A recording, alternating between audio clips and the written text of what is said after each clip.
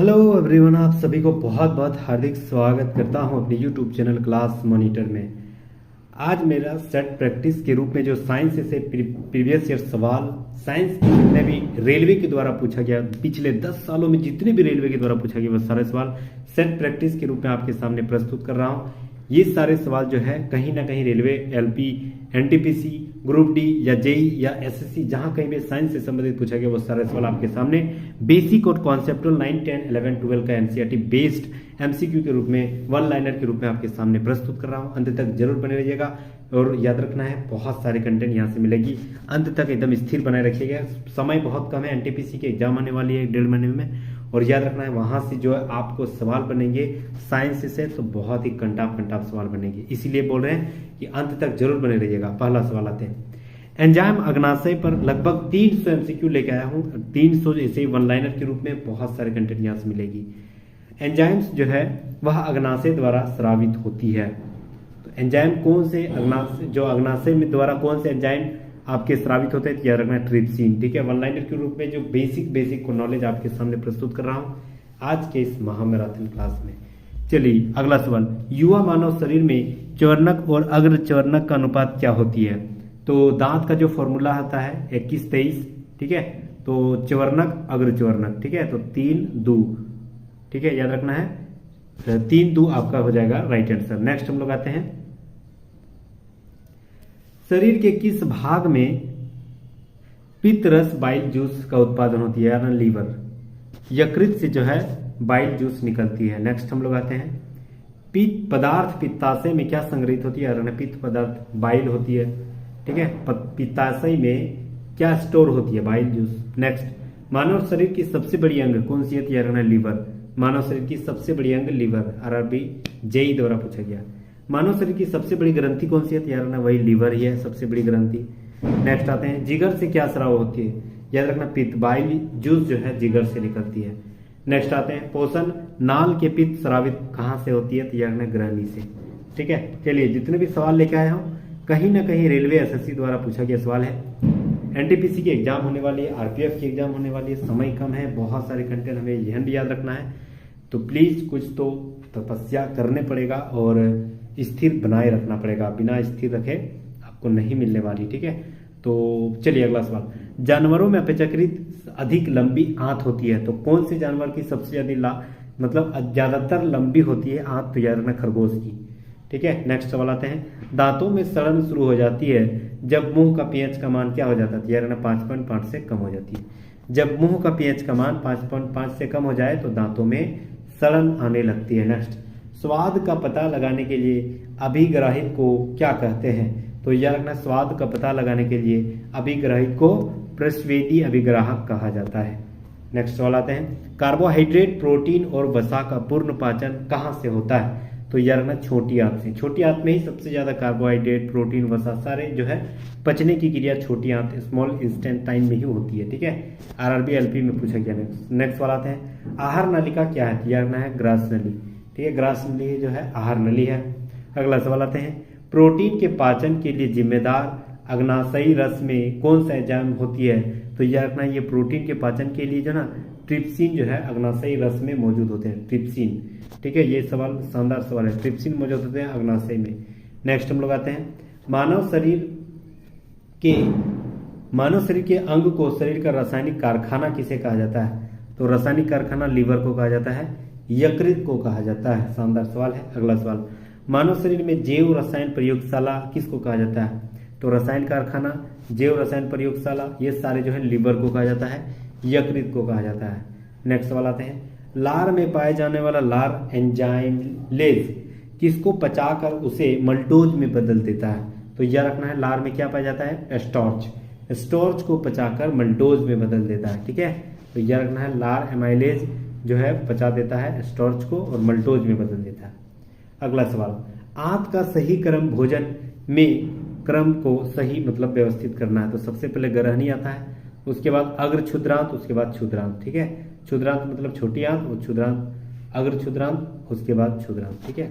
Next हम लोग आते हैं, किसी भी व्यक्ति के पाचन तंत्र की जांच करने के लिए क्या इस्तेमाल करने वाला यंत्र क्या कहलाता है? तो याद रखना पाचन तंत्र का इस्तेमाल करने वाले यंत्र को एंडोस्कोप कहा जाता है।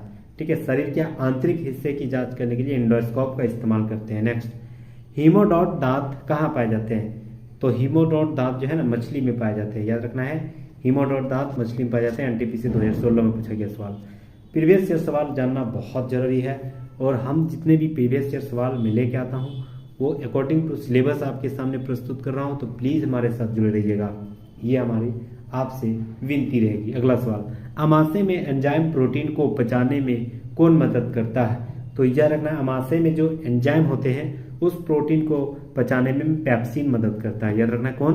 पेप्सिन मदद करता है। अगला सवाल, मनुष्य में दांतों के प्रकार कितने होते हैं? तो याद रखना 4 प्रकार के होते हैं। कृंतक होते हैं, उसके बाद रद्रक होते हैं, उसके बाद अग्रच्वर्णक होते हैं, उसके बाद च्वर्णक होते हैं। ठीक है, इसका फॉर्मूला होता है 2 1 2 3, ऐसे याद रखना है। ठीक है, 2 1 2 3 मतलब 21 23। ठीक है, नेक्स्ट हम लोग आते हैं, एक वयस्क मानव के पास भेदक दांत कितने होते हैं? तो याद रखना 4। ठीक है, कैनियन टीथ 4 होते हैं। नेक्स्ट, डियोनेमन का क्या भाग है? तो याद रखना, डियोनेमन कहाँ पाए जाते हैं? तो याद रखना छोटी आंत में पाया जाता है। अगला सवाल आते हैं, मनुष्य में आमाशयी ग्रंथियों से स्रावित होने वाला वह अम्ल है जो भोजन के पाचन में सहायक है। तो याद रखना, आमाशय में एक बहुत ही कड़ा जो अम्ल पाया जाता है वह HCl यानी हाइड्रोक्लोरिक अम्ल पाया जाता है। ठीक है, और भोजन को पाचन करने में सबसे बड़ा योगदान इसी HCl का है। नेक्स्ट आते हैं, दांतों का इनेमल किससे बना होता है? तो याद रखना, कैल्शियम फॉस्फेट से बना होता है। ऐसे कैल्शियम फॉस्फेट का जो है दांतों का इनेमल बना होता है, और दांतों का इनेमल जो है जो शरीर का सबसे कठोर भाग वही है। ठीक है, याद रखना, कैल्शियम फॉस्फेट। नेक्स्ट आते हैं, शरीर का सबसे कठोर भाग कौन सा है? दांतों का इनेमल। नेक्स्ट आते हैं, मानव शरीर का एकमात्र अंग जो पुनः विकसित पुनः सृजित हो जाती है यकृत, लीवर जो होती है अगर कहीं डैमेज हो जाए, कहीं समस्या हो जाए, तो कुछ दिन बाद वहां से पुनः सेल जो है नया निर्मित हो जाते हैं और उस घाव को भर जाती है। मतलब कोई भी समस्या अगर डैमेज हो जाए तो तुरंत पुनः भर जाती है और बहुत जल्दी। तो ये कौन सी होती है? यकृत यानी लीवर। नेक्स्ट आते हैं, मानव शरीर में कंठ को क्या कहा जाता है? कंठ मतलब गर्दन में जो उभरा हुआ भाग है उसको कंठ को मानव शरीर में क्या कहा गया? यार ना, वॉइस बॉक्स कहा गया है उस कंठ को। नेक्स्ट आते हैं, एक मानव जीभ में औसतन स्वाद कलिकाएं कितनी होती है? मतलब जो हमारे जीभ में देखना छोटे छोटे छिद्र है वह कितने हैं? तो यह लगभग 2000 से 8000 तक पाए जाते हैं। आरआरबी एनटीपीसी में पूछा गया सवाल। नेक्स्ट आते हैं, एक वयस्क मानव का पूरा पाचन तंत्र यानी मुंह से गुदा तक कितना लंबा होता है? तो यह ना है आहार नाल हो गया, अग्नाशय हो गया, छोटी आंत, बड़ी आंत, ये सारे टोटल को अगर लंबा बिछा दिया जाए तो कितना मीटर हो जाता है? लगभग 9 मीटर। लगभग 9 मीटर। और सेंटीमीटर में पूछे तो लगभग 30 से 33 सेंटीमीटर, सॉरी फीट में। ठीक है, 9 मीटर होती है लंबी, और फीट में पूछे तो 30 से 30 फीट लगभग माना जाता है। नेक्स्ट, प्रक्रिया के द्वारा आहार नाली में भोजन जाता है। तो अंतःग्रहण, इंजेक्शन के बाद ही, प्रक्रिया के बाद ही आहार नाली में भोजन जाते हैं। नेक्स्ट सवाल आते हैं, भोजन नली की दीवारों के संकुचन और प्रसंस्करण को क्या कहा जाता है? तो कर्माकुचन गति कहा जाता है। ठीक है, चलिए एनटीपीसी में पूछा गया सवाल। नेक्स्ट आते हैं, मानव शरीर में उस एंजाइम का नाम बताएं जो कार्बोहाइड्रेट को तोड़ने में मदद करता है। तो उसे एमाइलेज कहते हैं। मानव शरीर में उस एंजाइम का क्या नाम है? तो यह रखना है, जो कार्बोहाइड्रेट को तोड़ता है उसे एमाइलेज करते हैं। मतलब कार्बोहाइड्रेट को तोड़ने वाला एमाइलेज कहलाता है। नेक्स्ट वाला आते हैं, लार में कौन सा एंजाइम पाया जाता है? यह रखना है एमाइलेज। लार में एमाइलेज नामक एंजाइम पाया जाता है। नेक्स्ट वाला आते हैं, एमाइलेज एंजाइम टाइलिन पाया जाता है। एंजाइम कौन सा? टाइलिन जो है पाया जाता है यार कहाँ पाया जाता है? यार लार में, सलाइवा में, लार में पाया जाता है एंजाइम टाइलिन पाया जाता है। नेक्स्ट वाला आते हैं, पाचन के बाद कार्बोहाइड्रेट को परिवर्तित कर दिया जाता है। तो यह रखना है कौन से? तो ग्लूकोज पाचन के बाद, ग्लूकोज अगर पच जाए उसके बाद कार्बोहाइड्रेट को परिवर्तित ग्लूकोज में बदल, मतलब कोई भी खाना अगर पच जाए तो कार्बोहाइड्रेट किस में बदल जाती है? तो ग्लूकोज में। ठीक है, उसके बाद हमारे शरीर में एनर्जी मिलती है। ये अच्छा सवाल था। अगला सवाल, पित्त के कार्य को क्या कहा जाता है? तो यह रखना इमल्सिफिकेशन यानी पाइसीकरण कहा जाता है। ये तो एकदम बेसिक नॉलेज है। ठीक है, पित्त के कार्य को इमल्सिफिकेशन यानी पाइसीकरण कहा जाता है। नेक्स्ट सवाल आते हैं, अग्नाशयी रस में मौजूद कौन से एंजाइम होते हैं जो प्रोटीन को एमिनो अम्ल में बदल देता है? तो यह रखना, अग्नाशयी रस में ट्रिप्सिन नामक एंजाइम पाया जाता है। ये बहुत ही शानदार सवाल है। अग्नाशयी रस में ट्रिप्सिन नामक एंजाइम पाया जाता है जो प्रोटीन को एमिनो अम्ल में बदल देता है। ग्रुप डी 2018 में पूछा यह सवाल। नेक्स्ट आते हैं, पाचन के दौरान पित्त की भूमिका कैसी होती है? तो यह रखना वसा का पायसीकरण, ठीक है। इमल्सिफिकेशन ऑफ फैट, पाचन के दौरान पित्त की भूमिका क्या है? तो यह रखना वसा का पायसीकरण करना पाचन के दौरान पित्त की भूमिका होती है। नेक्स्ट सवाल आते हैं, मनुष्य के पाचन तंत्र में उत्सर्जित अम्ल कौन सा है? तो यह ना पाचन तंत्र में अग्नाशय में एक अम्ल पाई जाती है और बहुत ही ज्यादा अम्लीकृत इसमें होती है, तो यह रखना है हाइड्रोक्लोरिक अम्ल, ठीक है। पाचन करने में सबसे ज्यादा अगर योगदान किसी का है तो यह रखना है हाइड्रोक्लोरिक अम्ल होती है, HCl होती है। नेक्स्ट, लार ग्रंथि से कौन सी एंजाइम स्रावित होती है? तो यह रखना एमाइलेज एंजाइम नामक लार ग्रंथि से सलाइवा से निकलती है। नेक्स्ट सवाल आते हैं हम लोग, अगला सवाल बेसिक ये सारे सवाल है। भोजन के पाचन की प्रक्रिया के दौरान होने वाली ऊर्जा परिवर्तित के प्रकार को बताएं। मतलब जो है भोजन से पाचन प्रक्रिया हो रही है तो वह कौन सी परिवर्तन है? तो याद रखना है पाचन होने के बाद तो पुनः भोजन में नहीं आएगा, उसे रासायनिक ऊर्जा से ऊष्मा ऊर्जा कहा जाता है। ये तो रासायनिक ऊर्जा है लेकिन इससे हमको क्या मिलती है? एनर्जी, यानी वह ऊष्मा ऊर्जा में बदल जाती है। नेक्स्ट सवाल आते हैं, किसको पचाने के लिए शाकाहारी को लंबी छोटी आंत की आवश्यकता पड़ती है? तो यह ना सेल्यूलोज को पचाने के लिए शाकाहारी जितने भी जंतु है उसे उसकी छोटी आंत जो है ना लंबी होनी चाहिए, तभी सेल्यूलोज पचने में आसानी होगी। नेक्स्ट सवाल आते हैं, मानव में भोजन और हवा के लिए सामान्य मार्ग कौन सा है? ना ग्रसनी जो है मानव में भोजन और हवा के लिए सामान्य मार्ग है। नेक्स्ट सवाल आते हैं, यकृत का कार्य क्या है? यह पाचन करना यकृत का एक कार्य है। नेक्स्ट सवाल आते हैं, मानव शरीर के अंग में कार्बोहाइड्रेट को ग्लाइकोजन के रूप में कौन संग्रहित करता है? तो यह ना लीवर, यकृत जो है मानव शरीर के अंग में कार्बोहाइड्रेट को ग्लाइकोजन के रूप में संग्रहित करता है। ये शानदार सवाल था। कार्बोहाइड्रेट को ग्लाइकोजन के रूप में कौन संग्रहित करता है? याद रखना है यकृत। नेक्स्ट सवाल आते हैं, अंग लाइपेज एंजाइम उत्पन्न करता है। तो याद रखना है अंग जो लाइपेज, कौन सा अंग जो है लाइपेज एंजाइम उत्पन्न करता है? लाइपेज एंजाइम उत्पन्न करता है अग्नाशय, पैनक्रियाज, ठीक है, हमारा उदर। नेक्स्ट सवाल आते हैं, नहीं अग्नाशय अमाशय को उदर करते हैं। नेक्स्ट, अंग विसरण करता है जो पाचन के लिए आवश्यक रसायनों को पैदा करता है। कौन सा अंग? याद रखना यकृत जो है अंग विषहरण करता है, मतलब जो है ना विष को खत्म करता है और पाचन के लिए आवश्यक रंगों मतलब कामों को अंजाम देता है। नेक्स्ट सवाल आते हैं, वसा का पाचन करने वाले एंजाइम लाइपेज स्रावित होती है कहाँ से? तो यह ना वसा का पाचन करने के एंजाइम जो है कहाँ से पाचित होती है? तो यह ना अग्नाशय से। बहुत ही शानदार सवाल है। अगला सवाल आते हैं, कार्बोहाइड्रेट के पाचन का प्रमुख अंतिम उत्पाद कौन सा है? तो यह रखना ग्लूकोज। कार्बोहाइड्रेट के पाचन का प्रमुख उत्पाद अंतिम उत्पाद ग्लूकोज ही है, मतलब कार्बोहाइड्रेट जैसे ही पाचन हो जाएगा लास्ट में ग्लूकोज ही बनेगा, ठीक है, और हमारे शरीर को क्या करेगा? वह एनर्जी देगा। अच्छा, हमारे शरीर में ग्लूकोज का संचयन किया जाता है किसके साथ? यार ना ग्लाइकोजन के साथ, ठीक है, ये भी सवाल अच्छा था। नेक्स्ट हम लोग आते हैं, ट्रिप्सिन जो है क्या करता है? यार ना प्रोटीन का विघटन करता है ट्रिप्सिन, ठीक है, शानदार सवाल है। नेक्स्ट, सक्रिय एंजाइम कौन सा है? यार ना ट्रिप्सिन जो है एक एक्टिव एंजाइम है। नेक्स्ट सवाल आते हैं, आहार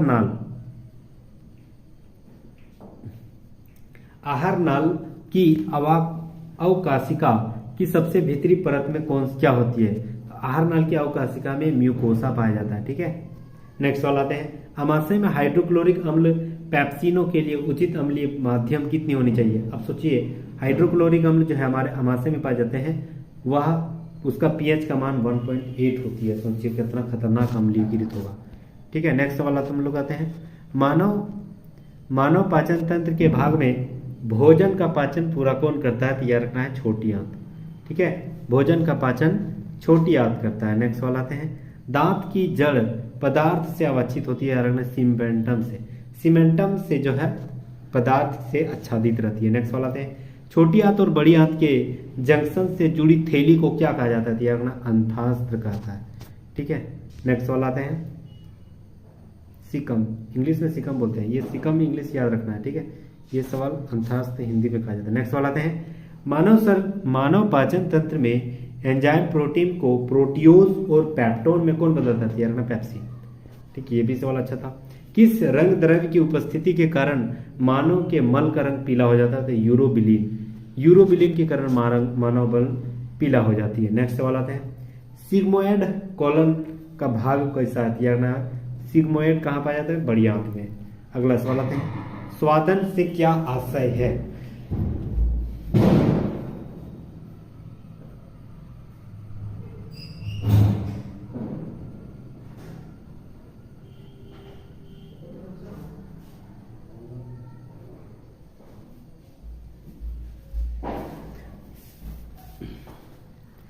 सवाल है कि स्वादन से क्या आशय है? तो यह रखना है, ऑप्शन राइट आंसर हो जाएगा स्वाद। नेक्स्ट सवाल आते हैं,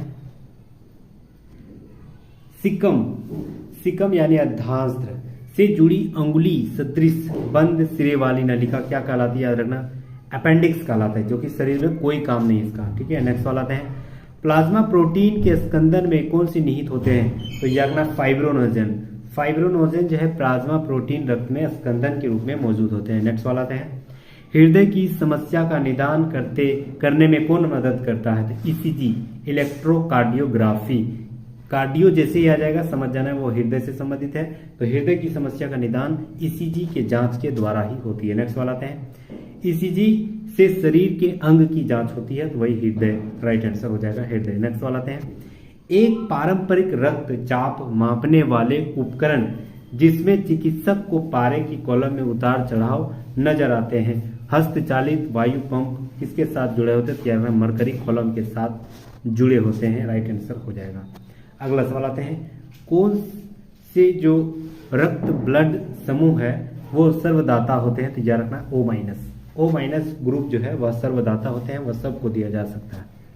नेक्स्ट आते हैं, रक्त समूह यूनिवर्सल सार्वभौमिक दाता किसे कहा जाता है? वही ओ माइनस होगी।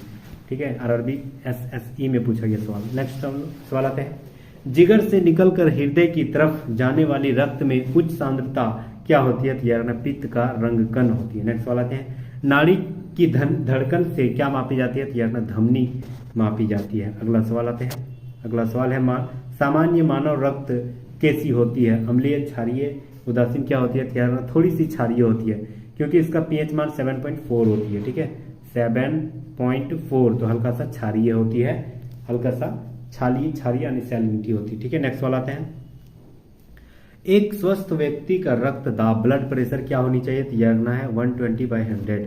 आरआरबी जेई द्वारा पूछा गया सवाल है। नेक्स्ट सवाल आते हैं, रक्त का घटक भोजन, CO2 और नाइट्रोजन युक्त कचरे का परिवहन कौन करता है? तो यह प्लाज्मा करता है। आरआरबी एलपी में पूछा गया सवाल है। मानव रक्त का पीएच मान कितना होता है? यह है 7.0 से 7.8 तक, यानी 7.4, 7.5 यही मैक्सिमम ज्यादा पाया जाता है। ठीक है, और सवाल यही पूछ दिया 7.4। नेक्स्ट सवाल आते हैं, सामान्य स्वास्थ्य के लिए पीएच की सीमा क्या होनी चाहिए? तो 7.35 से 7.45 तक हमारा ब्लड का जो पीएच मान रहना चाहिए, ये बहुत ही शानदार है। अगला सवाल आते हैं, रक्त में पाया जाने वाला कौन सा जो भाग है जो शरीर में ऑक्सीजन परिवहन के लिए जिम्मेदार है? तो वही आरबीसी। आरबीसी का क्या काम है? तो याद रखना, ये जो है ऑक्सीजन को साथ लेकर रक्त यानी पूरे शरीर में पंपिंग का काम करता है, वह आरबीसी करता है। नेक्स्ट सवाल आते हैं, रक्त का घटक ऑक्सीजन परिवहन कौन करता है? वही आरबीसी। ठीक है, रेड ब्लड सेल। नेक्स्ट सवाल आते हैं, उक्त रक्त वाहिका को प्यास को बदल देता है कौन? मांसपेशियां बदल देती है, मसल्स। अगला सवाल है, सिस्टोलिक और डायस्टोलिक शब्द का प्रयोग किया जाता है क्यों? तो यार में सिस्टोलिक और डायस्टोलिक शब्द का इस्तेमाल ब्लड प्रेशर मापने के लिए किया जाता है, रक्तचाप मापने के लिए किया जाता है। एसएससी सीएचएसएल में पूछा गया सवाल है। अगला सवाल आते हैं, रक्त का वह भाग जिसमें 92% जल होती है और शेष 8% प्रोटीन, खनिज, हार्मोन और एंजाइम्स होते हैं, अन्य पदार्थ क्या होता है? तो यार ना ब्लड में सबसे ज्यादा जल होती है 92%, यानी 90 या 92। शेष 8% प्रोटीन, मतलब सेकेंड हाईएस्ट होती है प्रोटीन, उसके बाद खनिज, हार्मोन, एंजाइम, उसके बाद प्लाज्मा भी पाया जाता है। ठीक है, एलपी 2018 में पूछा गया सवाल है। नेक्स्ट सवाल आते हैं, मानव शरीर की पल्स दर की जांच किसमें की जाती है? याद रखना, दिल की फंक्शनिंग जांच करने के लिए पल्स की जांच की जाती है। नेक्स्ट सवाल आते हैं, मानव हृदय की सामान्य धड़कन औसतन कितनी होती है? तो याद रखना 60 से 100 प्रति मिनट, मतलब 60 से 100 बार धड़कना चाहिए 1 मिनट में लगभग। अगला सवाल, मानव शरीर के किस अंग में एंजियोप्लास्टी की जाती है? तो यार ना हृदय हार्ट में जो है एंजियोप्लास्टी किया जाता है। ठीक है, अगला सवाल, हीमोग्लोबिन में कौन से धातु मौजूद होते हैं? तो यार ना है लोहा, Fe। RRB NTPC group D और एसए जेई में पूछा गया सवाल। नेक्स्ट, हीमोग्लोबिन में क्या मौजूद होते हैं? तो यार ना हीम। अगला सवाल, रक्त का रंग जो है किसके कारण लाल होती है? तो यार ना हीमोग्लोबिन के कारण ब्लड का रंग लाल होती है। हीमोग्लोबिन में पाया जाता है, मतलब ब्लड में हीमोग्लोबिन पाया जाता है। नेक्स्ट सवाल आते हैं, रक्त का थक्का बनाने में कौन सहायक है? तो यार ना प्लेटलेट्स, विटामिन के। ठीक है, रक्त का थक्का जमाने में विटामिन के यानी विटामिन के बहुत ही बड़ा योगदान है, इसे प्लेटलेट्स कहा जाता है। नेक्स्ट सवाल आते हैं, मानव रक्त प्लेटलेट्स जो है क्या छोड़ते हैं जो रक्त के थक्के बनाने में मदद करता है? तो यार ना प्रोथ्रोम्बिन छोड़ते समय रक्त का थक्का बनाने में मदद करता है प्लेटलेट्स। आरबी एनटीपीसी 2016 में पूछा गया सवाल। नेक्स्ट सवाल आते हैं, शरीर के सभी भागों में रक्त का हृदय कौन ले जाती है? तो याद रखना शिराएं। ठीक है, याद रखना है शिराएं जो है शरीर के सभी भागों में हृदय तक ले जाती है ब्लड। नेक्स्ट सवाल आते हैं, रक्त में सफेद रक्त कण यानी WBC, ठीक है, व्हाइट ब्लड सेल, ये जो है शरीर में क्या काम करता है? याद रखना है शरीर को संक्रमण से बचाता है। शरीर में कोई बीमारी हो जाए तो आपका WBC अगर सही है तो बिना बीमारी होने से बच जाएंगे। ठीक है, नेक्स्ट सवाल आते हैं, सामान्य मानव का खून बहने का समय और जमने के समय क्या होती है? तो याद रखना है खून बहने का समय जो है वह 2 से 7 और जमने का समय जो है 3 से 10 मिनट तक हो जाती है। ठीक है, नेक्स्ट सवाल आते हैं, रक्तोत्पत्ति क्या होती है? तो यार यह जो है होती है अस्थि मज्जा में, बोन मैरो में पाया जाता है रक्तोत्पत्ति। अगला सवाल, रक्त में आरबीसी के बढ़ने से क्या बन जाती है? तो यार पॉलीसाइथेमिया। पॉलीसाइथेमिया जो है एक जब रक्त में आरबीसी के बढ़ने मतलब आरबीसी ज्यादा बढ़ जाए तो पॉलीसाइथेमिया कहा जाता है उसे। ठीक है, एसएससी सीजीएल टायर 1 में पूछा गया सवाल। नेक्स्ट आते हैं, आंतरिक गति निर्धारण मानव शरीर के अंगों में कौन स्थिर रहता है? तो याद रखना है दिल, हार्ट, यह जो है गति निर्धारण करती है लेकिन मानव शरीर में स्थिर रहती है। नेक्स्ट सवाल आते हैं, ब्लड समूह जो है ABO, यह रक्त समूह का आविष्कार किसने किया था? तो कार्ल लैंडस्टीनर ने। एनटीपीसी 2016 में पूछा गया सवाल। रक्त समूह की खोज किसने किया था? वही लैंडस्टीनर ने। नेक्स्ट सवाल आते हैं, एक वयस्क मानव के शरीर में कितने खून होते हैं? तो लगभग 7% में पूछा जाए तो 7% और लगभग 5 लीटर। नेक्स्ट सवाल आते हैं, हृदय के कार्य को अधिक उपयुक्त के रूप में कौन बताता है? तो याद रखना इकोकार्डियोग्राम। कार्डियो जहां भी आ जाए समझ जाना वह हृदय से संबंधित है। नेक्स्ट सवाल आते हैं, AB रक्त समूह में क्या होते हैं? तो याद रखना एंटीबॉडी नहीं होते हैं।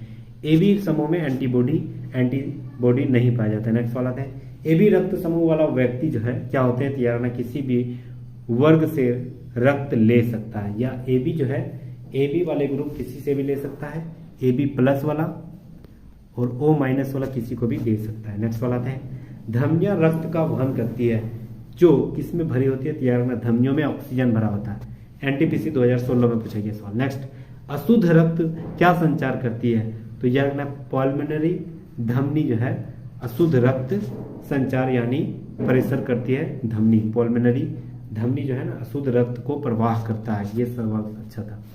नेक्स्ट सवाल आते हैं, रक्त को हृदय से शरीर के विभिन्न अंगों तक ले जाने की क्रिया कौन करता है? कौन सी? तो याद रखना धमनियां जो है शरीर के विभिन्न अंगों तक पहुंचा देता है हृदय से। ठीक है, ब्लड को। नेक्स्ट सवाल आते हैं, प्लाज्मा जो रक्त का एक संघटक है वह कौन सा है? तो यार द्रव। अगला सवाल आते हैं, अन्य सभी कोशिकाओं से संख्या में कौन अधिक है? तो यार इरिथ्रोसाइट सबसे ज्यादा होती है अन्य सभी कोशिकाओं से। नेक्स्ट सवाल आते हैं, नस शरीर के पूर्ववर्ती हिस्सों से रक्त एकत्र हो जाती है। तो यार सुपीरियन वेन कोवा। अगला सवाल आते हैं, लाल रुधिर कणिकाओं की औसत आयु 120 दिन होती है, तत्पश्चात विनाश होने के बाद कहाँ चली जाती है? रखना प्लीहा यानी स्प्लीन में जो है ना ब्लड मर जाती है। नेक्स्ट सवाल आते हैं, मानव शरीर में लाल रक्त कोशिकाओं की औसत आयु कितनी है? तो लगभग 120 दिन। अगला सवाल आते हैं, रक्त में सर्वाधिक प्रचुर मात्रा में पाई जाने वाली कणिका कौन सा है? तो इरिथ्रोसाइट। अगला सवाल आता है, मानव रक्त में सबसे बड़ी कणिकाएं कौन सी है? तो यार रखना श्वेत कोशिकाएं। ठीक है, सबसे बड़ी कणिकाएं होती है। अगला सवाल आते हैं, हीमोग्लोबिन में कौन सी धातु मौजूद होते हैं? तो यार आयरन यानी Fe। अगला सवाल आते हैं, हृदय पेशी कोशिकाएं कौन सी होती है ना, बेलनाकार होती है, शाखायुक्त होती है, एक नाभिकीय होती है। अगला सवाल आते हैं, नाभिका जो दिल से निकलती है और शरीर के विभिन्न अंगों तक संचारित करती है वह कौन सी होती है ना, है दिल से निकलकर धमनी सारे शरीर के विभिन्न अंगों तक पहुंचा देता है, ब्लड। अगला सवाल आते हैं, ऑक्सीजन युक्त रक्त के माध्यम से हृदय के बाहर जाती है, तो यार ना हृदय से बाहर जो जाती है वह महाधमनी होती है जिसमें ऑक्सीजन युक्त रहती है। अगला सवाल आते हैं, हृदय चक्र क्या है, तो हृदय के संकुचन और शिथिलन का एक चक्कर पूरा करना ही हृदय चक्र कहा जाता है, हार्ट कार्डियक साइकिल। नेक्स्ट सवाल आते हैं, श्वेत रक्त कणिका यानी श्वेत रुधिर कणिकाओं में कितनी संख्या में सबसे अधिक होती है, तो यार ना न्यूट्रोफिल्स, लगभग 60 से 65% पाया जाता है न्यूट्रोफिल्स।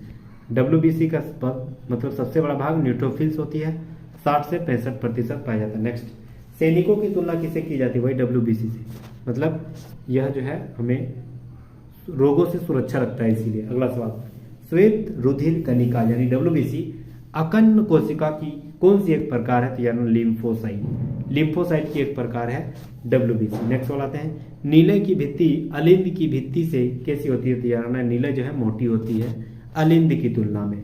अगला सवाल आते हैं, हृदय मेम्ब्रेन की 2 परतों से ढका होता है, इस झिल्लियों को क्या कहा जाता है, तो यह राइट आंसर हो जाएगा पेरिकार्डियल मेम्ब्रेन।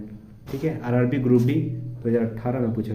अगला सवाल है, रक्त को धमनियों से शिराओं में जिन सूक्ष्म नलिकाओं के माध्यम से प्रवाहित किया जाता है उसे क्या कहा जाता है, तो याद रखना उसे केशिकाएं कहा जाता है। आरआरबी जेई द्वारा पूछे गए सवाल है। नेक्स्ट सवाल आते हैं, पुरकिंजे तंतु विशिष्ट है क्यों, तो याद रखना हृदय में स्नायु तंतु के लिए पुरकिंजे तंतु विशिष्ट है। अगला सवाल आता है, मनुष्य की सामान्य स्पंदन दर कितनी होती है, याद रखना है 70 से 80 बीट प्रति मिनट होती है मनुष्य की सामान्य स्पंदन दर होती है। ठीक है, 70 से 80 प्रति मिनट। नेक्स्ट सवाल आते हैं, हमारी त्वचा के नीचे की छोटी रक्त वाहिकाओं को क्या कहा जाता है, तो यार उसे केशिका कहा जाता है। अगला सवाल, रोगियों की हृदय गति का नियंत्रण कौन करता है, तो यार पेस मेकर, रोगियों की हृदय गति का नियंत्रण पेस मेकर करता है। नेक्स्ट सवाल आते हैं, रक्त दाब का पता लगाने से संबंधित संवेदी ग्राही है कौन, तो याद रखना रक्त दाब का पता लगाने के लिए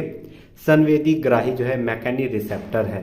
कौन है संवेदी ग्राही, तो याद रखना मैकेनो रिसेप्टर। अगला सवाल, प्रोथ्रोम्बिन जो रक्त का थक्का जमने के लिए जिम्मेदार है वह कहां से स्रावित होती है, ये बहुत बड़ा सवाल है, इंपॉर्टेंट सवाल है। तो याद रखना प्रोथ्रोम्बिन जो है रक्त का थक्का जमने के लिए जिम्मेदार है, या रक्त प्लेटलेट्स से स्रावित होती है, ब्लड प्लेटलेट से स्रावित होती है। ठीक है, नेक्स्ट सवाल आते हैं, हृदय के संकुचन को क्या कहा जाता है, तो याद रखना हृदय के संकुचन को सिस्टोल कहा जाता है। अच्छा सवाल था।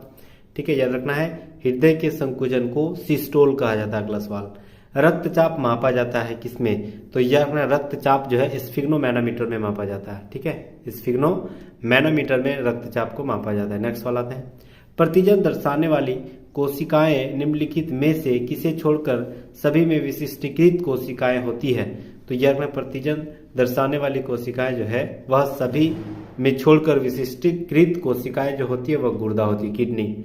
यह जो होती है यह सभी को छोड़कर विशिष्टीकृत कोशिकाएं होती है गुर्दे की। ठीक है, प्रतिजन दर्शाने वाली कोशिका के अलावा। नेक्स्ट सवाल आते हैं, हीमोग्लोबिन का एक प्राथमिक कार्य क्या है। अच्छा, हीमोग्लोबिन का सबसे बड़ा कार्य मतलब प्राथमिक कार्य यही है, ऑक्सीजन का वहन करना। अगला सवाल, वह स्थिति जहां रक्त में लाल कोशिकाओं की या हीमोग्लोबिन की कमी हो जाए, मतलब आरबीसी या हीमोग्लोबिन की अगर कमी हो जाए तो कौन सी नामक बीमारी होती है, तो याद रखना एनीमिया नामक बीमारी होती है। नेक्स्ट सवाल आते हैं, हृदय की धड़कन की गति कैसे बढ़ती है, तो याद रखना अनुकंपी तंत्रिका द्वारा, सिंपैथेटिक नर्वस के द्वारा। नेक्स्ट सवाल आते हैं, रक्त प्रवाह में हवा के बुलबुले का होना जीवन के लिए खतरनाक है क्यों, तो याद रखना रक्त प्रवाह में हवा के बुलबुले का होना जीवन के लिए खतरनाक है क्योंकि रक्त के प्रवाह में जो ब्लड का प्रेशर उसमें बाधा आ जाती है, इसीलिए जीवन के लिए खतरनाक है। नेक्स्ट सवाल आते हैं, रक्त में श्वेत कणों का मुख्य प्रयोजन क्या है, मतलब श्वेत डब्ल्यूबीसी का क्या काम है, मुख्य काम, तो यह अपना डब्ल्यूबीसी व्हाइट ब्लड सेल का सबसे मुख्य काम है संक्रमण से बचाना। ठीक है, नेक्स्ट सवाल आते हैं, हमारे शरीर में सबसे बड़ी धमनी कौन सी है, ये अच्छा सवाल है, इंपॉर्टेंट सवाल। सबसे बड़ी धमनी महाधमनी है, इसलिए तो महान कहा गया है। नेक्स्ट वाला है साइटोन को क्या कहा जाता है, तो यार रखना पेरिकैरियन कोशिका। साइटोन को क्या कहा जाता है, तो यार रखना पेरिकैरियन कोशिका कहा जाता है। अगला सवाल, हीमोग्लोबिन की अधिकतम बंधुता कैसे होती है, तो यार कार्बन मोनोऑक्साइड।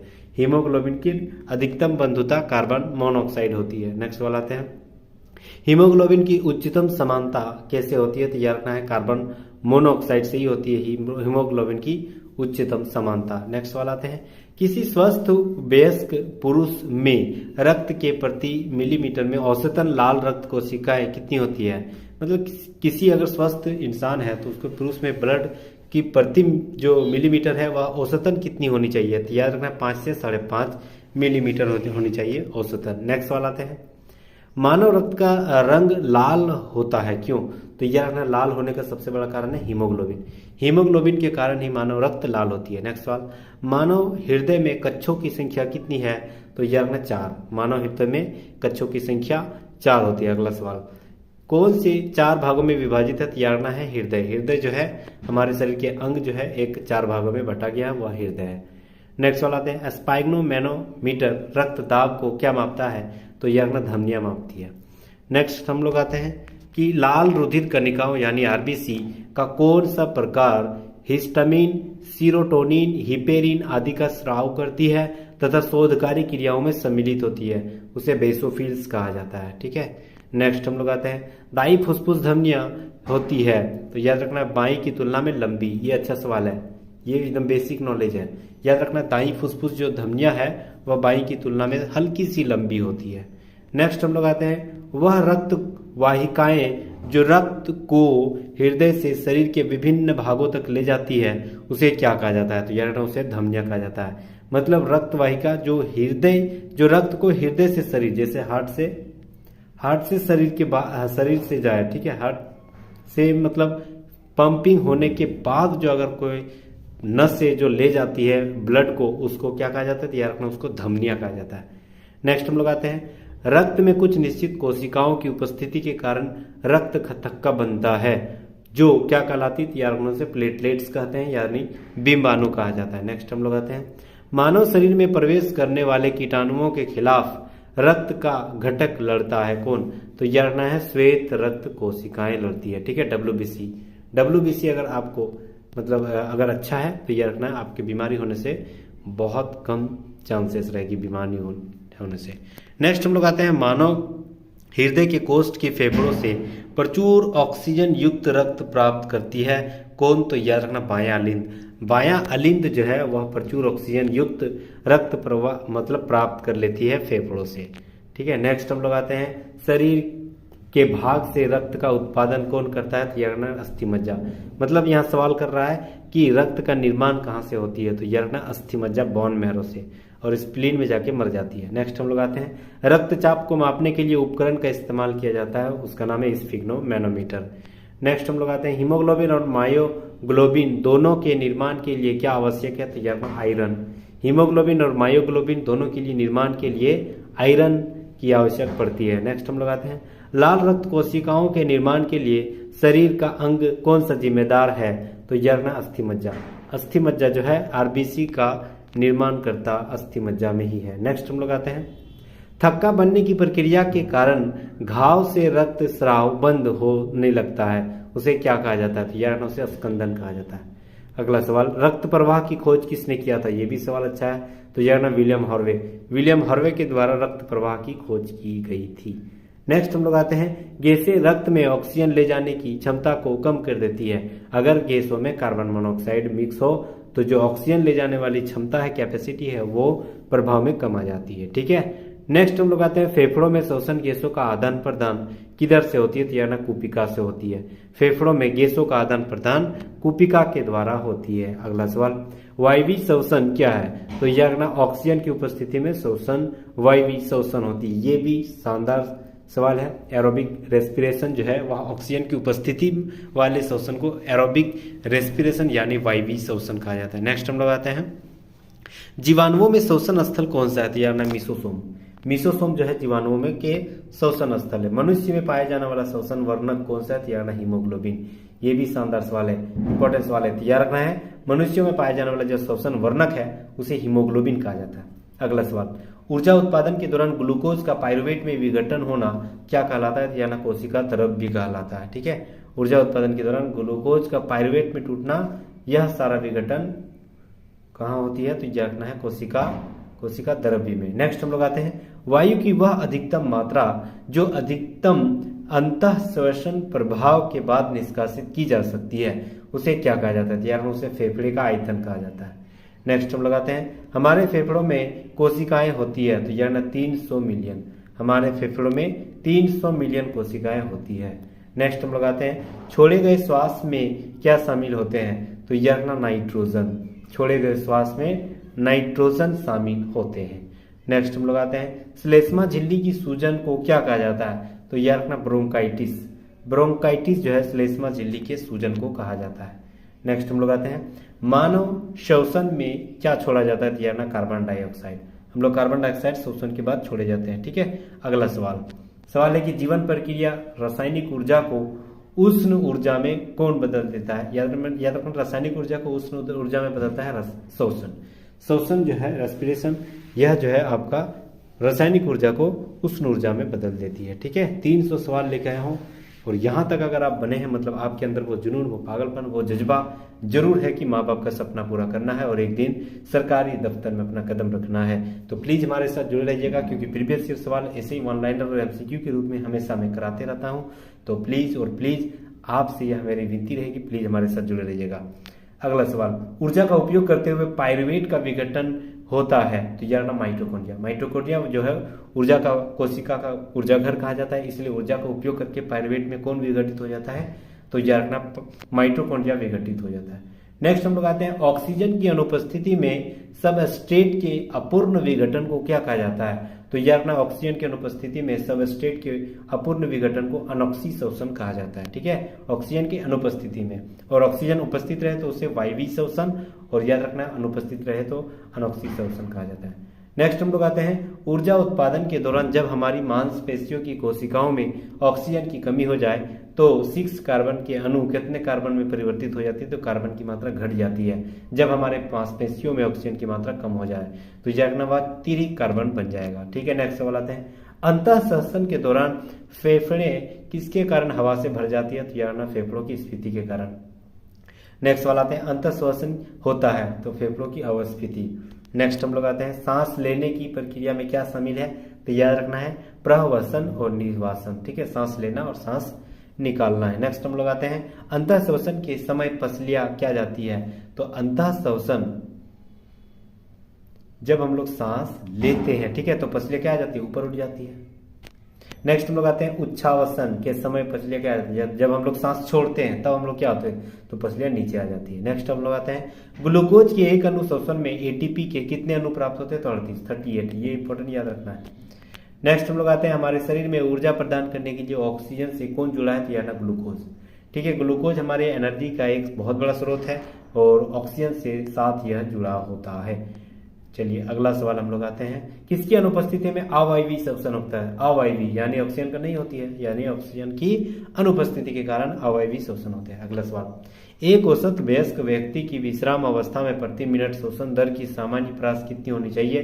तो यह रखना 12 से 18 होनी चाहिए। ठीक है, नेक्स्ट प्रति मिनट होनी चाहिए। नेक्स्ट हम लोग आते हैं, अधिक व्यायाम करने के दौरान किसी औसत व्यक्ति की श्वसन दर, मतलब 1 मिनट में लगभग 25 बार ज्यादा कर लेता है। ठीक है, ऐसे 18 से 20 बार, 12 से 18 मतलब इसी के दौरान 1 मिनट में सांस लेते हैं। लेकिन अगर ज्यादा हम व्यायाम कर लिए, ज्यादा एक्सरसाइज कर लिए, ज्यादा दौड़ लिए, थक लिए, तो ज्यादा हमारा सांस जो है जल्दी जल्दी फूलने लगती है और हमें लगभग 25 श्वसन दर हो जाती है प्रति मिनट।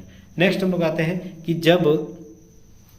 जब किसकी कमी होती है तो पेशियां थक जाती है, तो यार एटीपी, एडिनोसिन ट्राइफॉस्फेट। ठीक है, इसकी कमी के कारण पेशियां हमारा थक जाती है।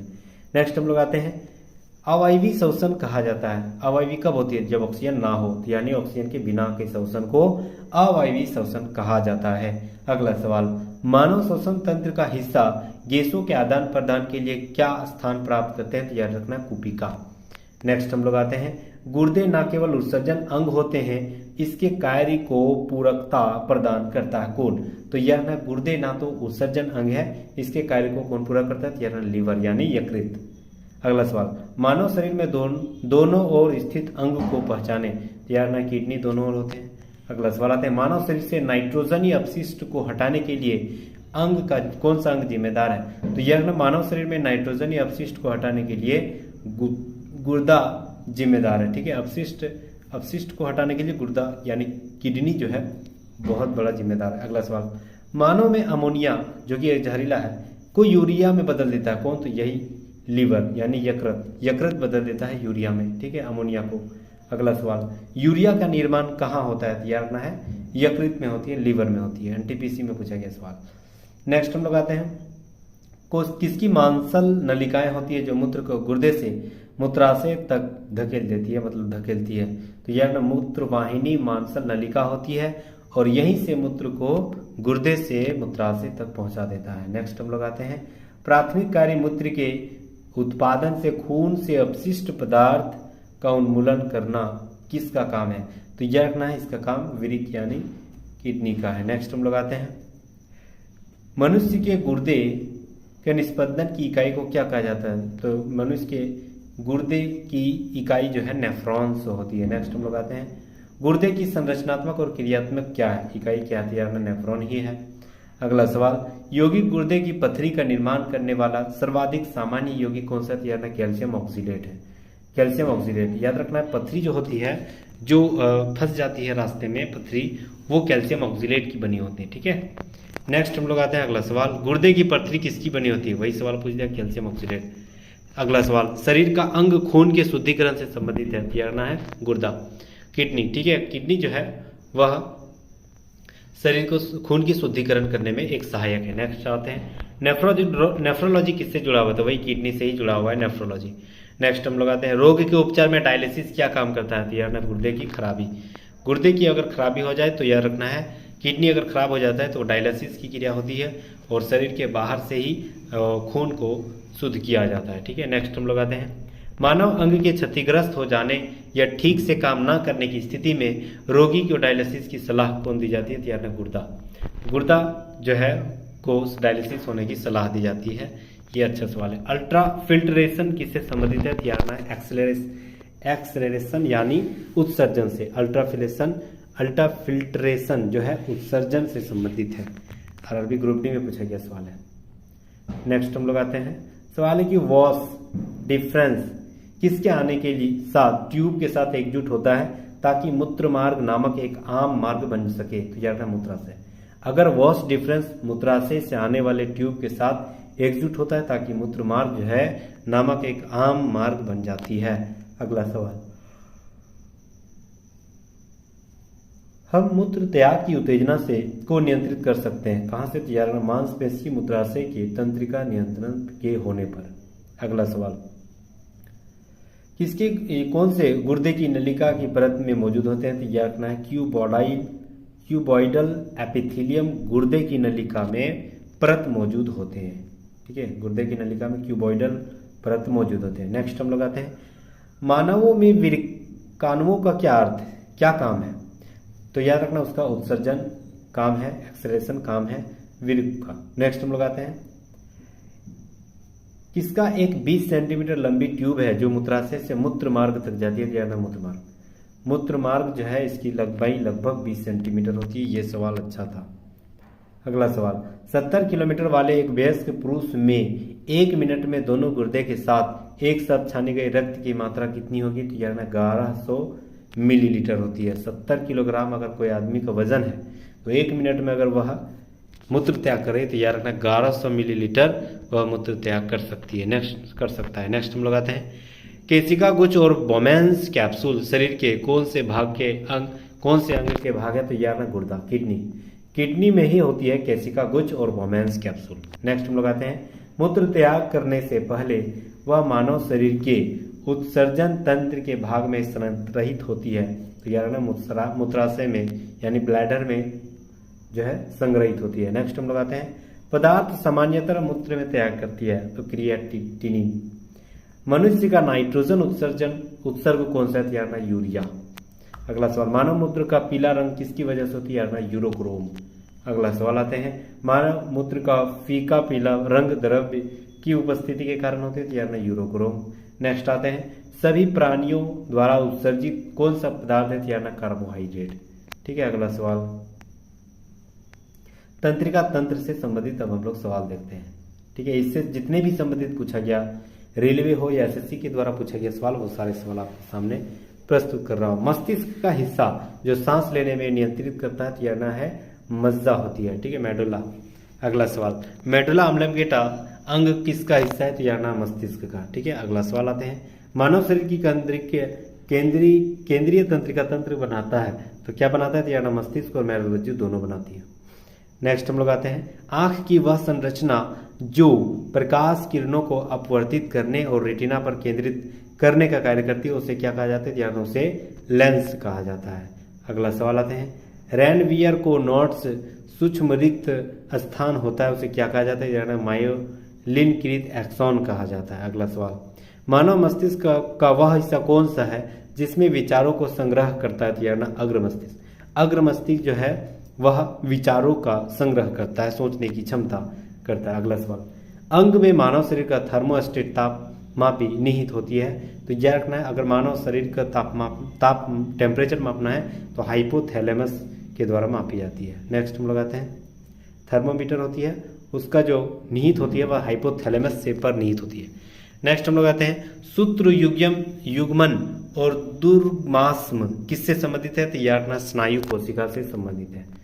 अगला सवाल आते हैं, स्वैच्छिक कार्यों के लिए सुनिश्चितता, अंग विन्यास, निर्वहन और शरीर का संतुलन बनाए रखने के लिए कौन उत्तरदायित्व है, याद रखना है सेरेबेलम। ठीक है, स्वैच्छिक कार्यों को सुनिश्चित करने के लिए, अंग विन्यास और निर्वहन करने के लिए, शरीर को संतुलन बैलेंस रखने के लिए बैलम सेरिबेलम। ठीक है, अनुमस्तिष्क जिम्मेदार है। अगला सवाल, मानव में ताप नियंत्रण मतलब टेम्परेचर हो गया, कहीं छू रहे हैं तो हमारा शरीर गर्म दे रहा है, यह हाइपोथैलेमस के द्वारा हमारे दिमाग में पहुंच जाता है। नेक्स्ट हम लोग आते हैं, मानव मस्तिष्क का कौन सा हिस्सा है जो बुद्धि, स्मृति, भावनाओं को केंद्र करता है, प्यार मोहब्बत जो भी है वो सारी सेरिब्रम से होती है। ठीक है, ठीक है। नेक्स्ट हम लोग आते हैं, हमारी आंखों में लेंस का क्या काम है, तो यह ना फोकस दूरी को बदलता है, लेंस का काम यही है। रेटिना का वह क्षेत्र जहां दृष्टि सर्वाधिक हो, जो दृष्टि सर्वाधिक हो उसे क्या कहा जाता है, यह ना सॉकेट यानी गर्तिका कहा जाता है। अगला सवाल आते हैं, पूरी रैपिड फायर स्पीड में हम लोग 300 सवाल खत्म करने वाले हैं।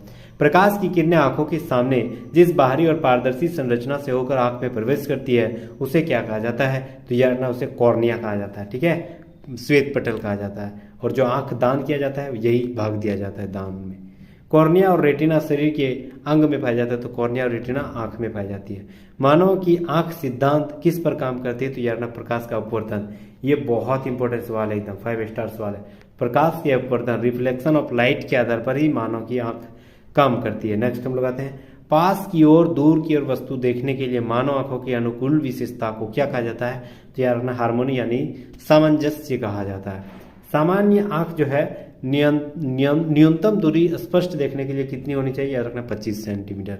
इससे कम अगर रहेगा तो न्यूनतम नहीं दिखेगी। अगला सवाल, जब कोई व्यक्ति केवल नजदीक होने वाले वस्तुओं को ही देख ले उस स्थिति को क्या कहा जाता है, याद रखना उस स्थिति को निकट दृष्टि दोष कहा जाता है। और इस समस्या को निदान करने के लिए कौन सी लेंस की जरूरत पड़ती है, तो याद रखना है अवतल लेंस की जरूरत पड़ती है। नेक्स्ट हम लोग आते हैं, नेत्र गोलक को नियंत्रित करने के लिए मांसपेशियों का इस्तेमाल करते हैं, तो याद रखना 6, ठीक है 6 जो है मांसपेशियों का इस्तेमाल करते हैं। नेक्स्ट, मानव मस्तिष्क का वजन होता है शरीर के कुल वजन का लगभग 2%, लगभग 1350 से 1400 ग्राम होती है मानव मस्तिष्क का वजन। अगला सवाल, जब हम किसी वस्तु यानी पिंड को देखते हैं तो रेटिना पर बनने वाला प्रतिबिंब कैसा बनता है, तो यार ना वास्तविक और उल्टा। ये भी इंपॉर्टेंट सवाल है, हमेशा हमारे आंखों में वास्तविक और उल्टा ही प्रतिबिंब बनता है। अगला सवाल, अभिनेत्र लेंस जो है रेटिना पर प्रतिबिंब बनाता है, वो वास्तविक और उल्टा, ये भी सही है। अगला सवाल, मानव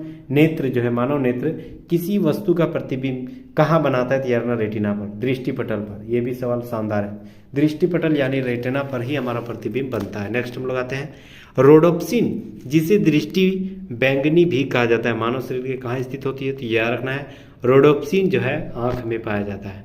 नेक्स्ट हम लोग आते हैं, रेटिना का क्या कार्य है, तो यह रखना रेटिना का प्रकाशग्राही कोशिकाओं द्वारा एकत्र की गई जानकारी को संसाधित करना और यह तय करने के लिए मस्तिष्क को भेजना, यह छवि जो है यह कार्य है रेटिना का। ठीक है, अगला सवाल आते हैं।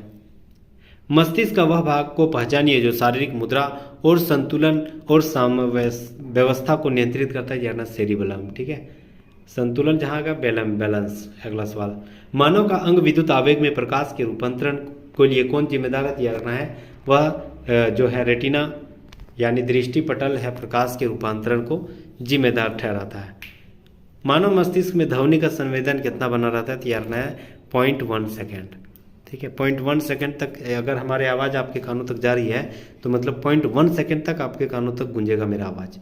मैंने अपने हाथ को आगे वापस खींच लिया, आग से वापस खींच लिया, इस तरह की कार्यवाही किसके लिए जिम्मेदार है, याद रखना है स्पाइनल कॉर्ड, मेरुदंड। ठीक है, नेक्स्ट हम लोग आते हैं। मस्तिष्क की शरीर की समन्वय केंद्र कौन करता है, तैयार रखना है मुख्य। नेक्स्ट हम लोग आते हैं। मानव शरीर की गति विधि और हाथ आंख समन्वय के लिए कौन जिम्मेदार है, तैयार रखना मस्तिष्क जिम्मेदार है। नेक्स्ट हम लोग आते हैं। वर्ण दर्शन से क्या संबंधित है, तैयार रखना शंकु कोशिकाएं संबंधित है। मानव मस्तिष्क का वजन कितना होता है, तैयार रखना 1200 से 1400 ग्राम। अगला सवाल, अनुमस्तिष्क। अनुमस्तिष्क यानी सेरेबेलम, यह जो है वह किससे संबंधित है, याद रखना मांसपेशियों के घुमाव एवं नियंत्रण से संबंधित है। अगला सवाल, मस्तिष्क का भाग मोटर नियंत्रण में महत्वपूर्ण भूमिका निभाता है, तैयार रखना कौन सा है, मोटर नियंत्रण में महत्वपूर्ण भूमिका सेरेबेलम ही निभाता है, यानी अनुमस्तिष्क निभाता है। अगला सवाल, आंखों की लेंस को फोकस लंबाई समायोजित करने में कौन मदद करता है, तैयार रखना सिलियरी बॉडी। सिलियरी बॉडी जो है फोकस लंबाई को समायोजित करने में मदद करता है। ठीक है, फोकस की लंबाई को समायोजित करने में सिलियरी बॉडी मदद करता है। नेक्स्ट हम लोग आते हैं। उत्तक न्यूरॉन से बना होता है जो आवेग प्राप्त करता है और संचालित करता है, उसे क्या कहा जाता है, उसे नर्वस कहा जाता है। नेक्स्ट सवाल आते हैं। तंत्रिका आवेग की प्रकृति कैसी होती है, तैयार रखना विद्युत रासायनिक होती है। तंत्रिका कोशिका कैसा है, तैयार रखना न्यूरॉन जैसे है। नेत्र में प्रवेश करने वाले प्रकाश की मात्रा को कौन नियंत्रित करता है, कंट्रोल कौन करता है, तैयार रखना पुपिल यानी जो है पुतली जो है आपको कंट्रोल करता है। ज़्यादा प्रकाश अगर आंख में आ जाए तो पुतली जो है गोलाकार छोटी हो जाती है और कम रहता है तो पुतली की गोलाकार बढ़ जाती है। ठीक है, तो वही कंट्रोल कर रहा है। ज़्यादा लाइट अगर आ रहा हो पर आंख में, पुतली का हिस्सा कहाँ है, तैयार आंख में है।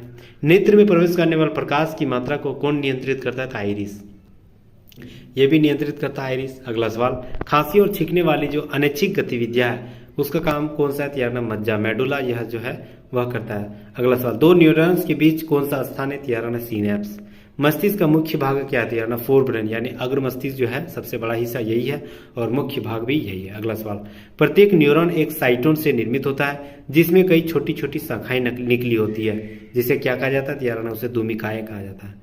मानव नेत्र के रेटिना पर कौन सा प्रतिबिंब बनता है, तैयार रखना वास्तविक और उल्टा, ये एकदम याद रखना है। ठीक है, अगला सवाल, कौन सी द्वारक है जो आंख में प्रकाश के मार्ग को नियंत्रित करता है, यार रखना पुतली। अगला सवाल आता है। पिन्ना का बाह्य अंग कौन सा है, बाह्य भाग, तो यार रखना पिन्ना का बाह्य भाग कान होती है।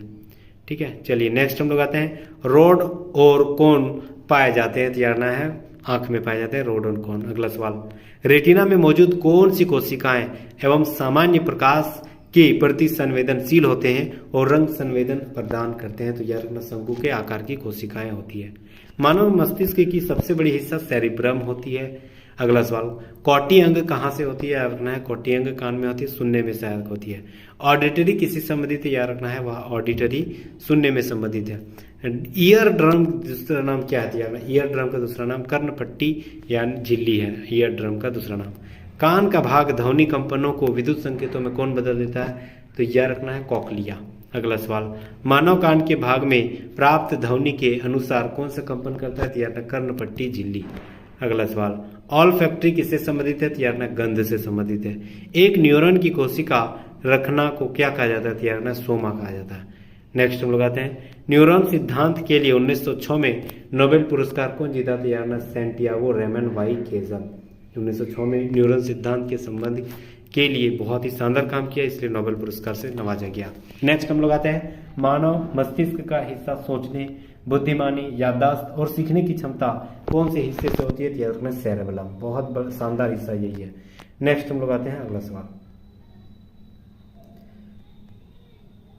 यूस्टेशियन नलिका मानव शरीर के भाग में स्थित होती है, तो यूस्टेशियन नलिका कान में होती है। अगला सवाल, कान के पर्दे के दोनों ओर के दबाव को बराबर करने में कौन सहायक होती है, तो कबूकरनी नलिका सहायक होती है। अगला सवाल, मीबोमियन ग्रंथि कहाँ स्थित होती है? तो याद रखना आंख में स्थित होती है। नेक्स्ट हम लोग आते हैं, मस्तिष्क में दृश्य सूचना के विकोडन और व्याख्या का कौन संबंध है? तो याद रखना कनपट्टी की पाली और भित्तीय पाली संबंध है। अगला सवाल आते हैं, आंख का बाहरी सफेद हिस्सा जो आंतरिक संरचनाओं की रक्षा करता है वह कौन सा है? तो याद रखना स्क्लेरा। नेक्स्ट हम लोग आते हैं, और बस कुछ ही देर में समाप्त होने वाली है। निकट दृष्टि दोष उत्पन्न करने होने का क्या कारण है? तो यह रखना है उसका वक्रता केंद्र जो है अधिक हो जाता है। अगला सवाल, मानव नेत्र में पुतली के आकार को नियंत्रित कौन करती है? तो यह आइरिस परितारिका। नेक्स्ट हम लोग आते हैं, प्रेरक कौशल मस्तिष्क के भाग के क्यों से संबंधित है? तो यह रखना ललाट भाग। नेक्स्ट हम लोग आते हैं, मृत्यु के पश्चात नेत्रदान में नेत्रों के कितने घंटे के भीतर निकाल लेना चाहिए? तो यह 6 घंटे, 6 घंटों के बाद निकाल लेना चाहिए। ठीक है, और जो है नेत्रदान मृत्यु अगर हो जाए तो 6 घंटे के दौरान ही अगर आंख निकाल लिया जाए तो वह आंख किसी दूसरे को काम दे देगा। अगला सवाल आते हैं, दीर्घ दृष्टि दोष के कारण कौन से व्यक्ति की समस्या हो जाती है? समीप की वस्तु स्पष्ट रूप से नहीं देख पाती है, इसे कहते हैं दीर्घ दृष्टि दोष। इसके लिए उसके उत्तल लेंस की चश्मा लगाना पड़ेगा, तभी आपको समीप की वस्तु देख पाएंगे। ठीक है, चलिए नेक्स्ट और अंतिम सवाल, प्रदीप्ति होने पर सक्रिय हो जाती है तथा विद्युत सिग्नल उत्पन्न हो जाती है, वह कौन सा है? यानी प्रकाश सुग्राही कोशिकाएं होती है। ठीक है, चलिए thank you so much guys, यहाँ तक बने रहने के लिए बहुत बहुत शुक्रिया, धन्यवाद, खैर मकदम। ऐसे ही से नए नए कंटेंट मटेरियल के साथ प्लीज़ हमारे साथ जुड़े रहिएगा। बहुत ही शानदार जोरदार स्वागत रहेगा आपका हमारे यूट्यूब चैनल क्लास मॉनिटर में। आप प्लीज़ हमारे साथ जुड़े रहिएगा। ये सारे PDF जो है आपको एक टेलीग्राम में मिलेगा, आप डिस्क्रिप्शन में जाइए, वहाँ जो है टेलीग्राम का लिंक मौजूद रहेगा, वहाँ क्लिक करिए और वहाँ पर फॉलो जरूर करिएगा। और अभी के अभी राइट में आपका सब्सक्राइब का बटन होगा, वहाँ पर जरूर दबा दीजिएगा, बेल आइकन को जरूर दबा दीजिएगा, ताकि सबसे पहले नोटिफिकेशन हमारे वीडियो का आप तक जरूर पहुँचेगा। ठीक है, चलिए thank you so much guys, फिर मिलते हैं नेक्स्ट वीडियो में। जब तक एग्जाम ना हो NTPC LP और आपका RPF का, तब तक मैं प्रीवियस ईयर सवाल चाहे साइंस से संबंधित हो, उसके बाद जो भी मतलब GK GS हो, वो सारे सवाल आपके सामने प्रस्तुत कर रहा हूँ, वो सारे सवाल आपके सामने प्रस्तुत करने वाला हूँ। प्लीज़ हमारे साथ जुड़े रहिएगा। ठीक है, फिर मिलते हैं नेक्स्ट वीडियो में, तब तक के लिए जय हिंद, थैंक यू अगेन।